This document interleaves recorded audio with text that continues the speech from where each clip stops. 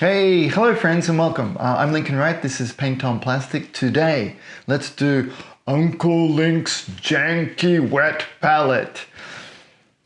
Yeah, should I keep that? I'm not sure. Okay, it's school holidays. My family are at home, so I switch over during the summer here to work more with water-based acrylics, and I ease off on the acrylic lacquers. In the next couple of weeks, I plan to be sharing with you a couple of videos using exclusively water-based acrylics. I'll be using them on a wet palette.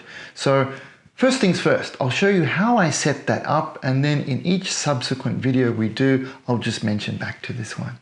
Now, here are all of the basic materials I use for my Uncle Linc Janky wet palette.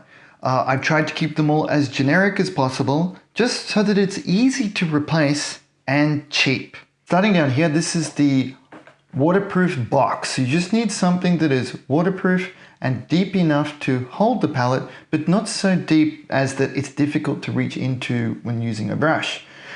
If you can cover it, it's really nice too, because it'll stop dust, etc. from collecting on your palette, as well as it slows down the evaporation, meaning that your wet palette will keep longer, which is really useful.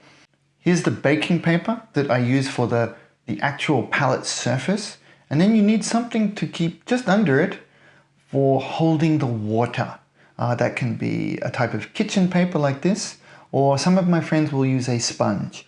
Personally, I like kitchen paper because I'm cheap, and I think the almost white surface is better for me to read the colors off the top of my palette. I've cut my palette down to the exact size. Now, I'm a Antipodean, so I use centimeters usually, and Japan also use centimeters, but for this one I go with good old imperial, just because it's really easy to remember. My box is exactly 5 by 9 inches. When I make these, I cut up a bunch of them at once, maybe say 10 backup copies, and I've actually got 2 of these. I've just bought 2 at the same time, so they fit perfectly inside the one that I don't use as the wet palette, and I use that as storage. Now, here are the generic products that I use. These are just from the local supermarket chain where I live. Now, I understand in the US that often this is called parchment paper. Plus, there are some basic differences that I don't know about. I'm serious, between proper parchment paper and just baking paper. What I did was, got very lucky. I used this one for the very first wet palette that I made in Australia, and it just worked. So you may need some trial and error to get the right one for you. And then with kitchen paper, I really go with the one that is on special, the one that's on sale at that time. And I just rated what we had in the kitchen. Right now I'm using this one and it works just fine. Here's the one that I'm actually using right now. But plus, I use this for everything. Clean up with the airbrush, just everything in general. Warning, video may contain product placement. Okay, first in, 2 sheets of kitchen paper. No, it's not a magical number.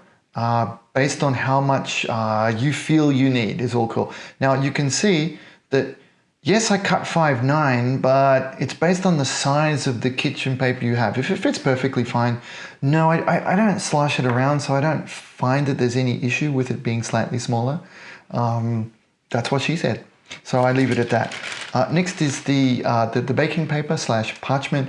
Now this works as a membrane. It simply allows water to travel up through the holding medium here, your paper or your sponge, and it will travel up and it will allow your paints to stay wet. It's really, really simple. There's not a lot to it. And boom, you can see that fits pretty well. Now, due to the wonderful magical properties of the Paint on Plastic merch cup, I'm kidding, I simply pour a little bit in. And yeah, that was probably about right. I've got to admit a certain amount of childish fun in watching that.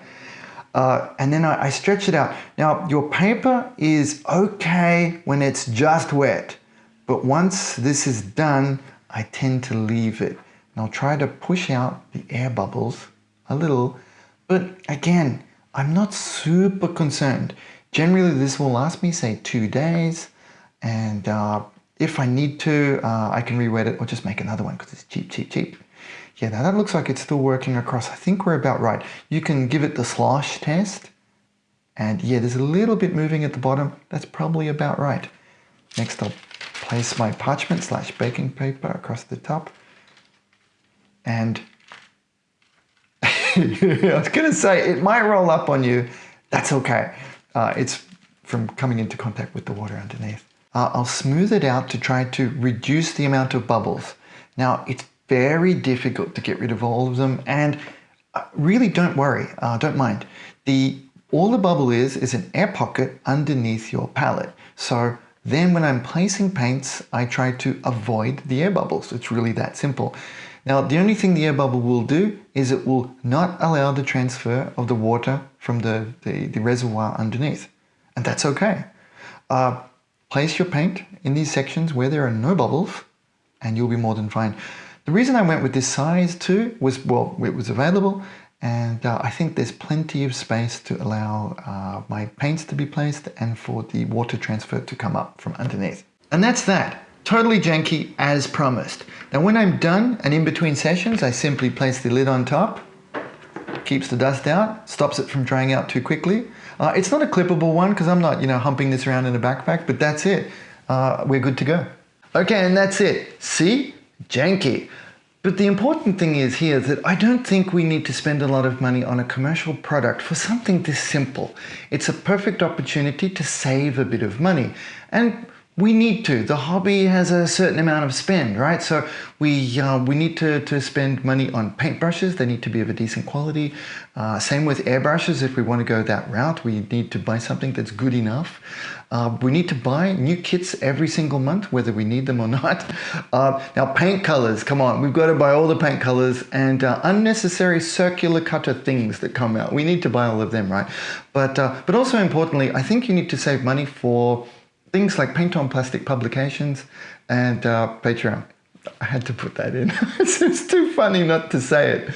But more soon, this will lead into some video tutorials coming up on how to use these water-based paints on the wet palette to produce very nice effects on our models without an airbrush, I might say. It'll all be hand-painted, and that will be coming up really soon over the next couple of weeks. Thanks a bunch always, guys. Your support means everything to us and enables me to make all this happen. See you soon. Bye. It's like doing the back window of your Tirana back in the 90s.